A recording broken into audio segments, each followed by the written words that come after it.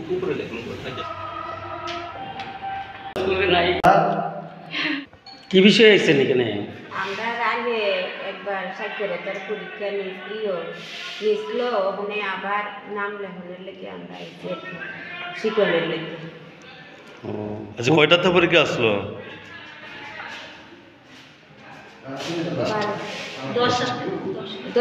10টা থেকে। আপনার নাম কি? আমার নাম অর্চনা সরকার, বাড়ি? 7 নং ওয়ার্ড বনকর। ঠিক আছে।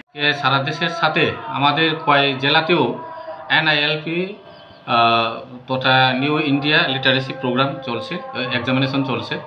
টোটাল আমাদের কয় ডিস্ট্রিক্টের আন্ডারে 150টা সেন্টারে পরীক্ষা হচ্ছে এবং টোটাল ক্যান্ডিডেট 1940, মানে 1940 জন।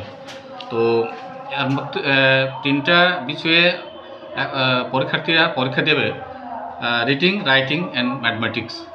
তো টোটাল 150 নম্বরের পরীক্ষা নিচ্ছে। তো তারা ওই পরীক্ষাতে বসে তারপরে একটা সার্টিফিকেট পাবে আজকে। তো আর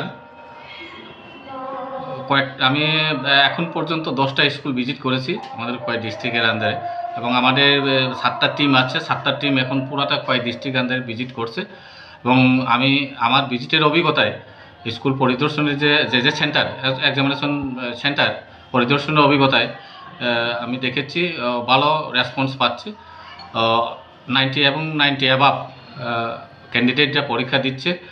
তো আমি আশা রাখবো আমাদের কয়েক ডিস্ট্রিক্টে যে সেন্টার আছে সমস্ত সেন্টারে আমি খবর নিয়েছি, পরীক্ষা হচ্ছে এবং আমরা ভালো রেসপন্স পাচ্ছি।